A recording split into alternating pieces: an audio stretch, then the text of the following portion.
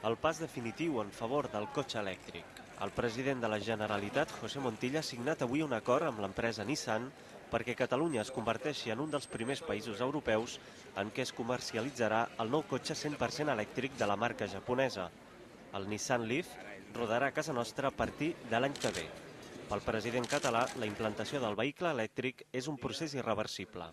Som, efectivament, davant d'un canvi de paradigma que no té volta enrere i en el qual tenim molts i bons actius per poder ser entre el grup de països pioners a nivell europeu. També forma part d'aquest acord l'Ajuntament de Barcelona, que conjuntament amb el govern català treballaran per estendre una xarxa pública de recàrrega de cotxes elèctrics, més de 1.000 des d'ara i fins al 2012. Catalunya es converteix així en pionera de la implantació del cotxe elèctric i se situa a la primera línia de competitivitat internacional tant en innovació com en mobilitat ecològica.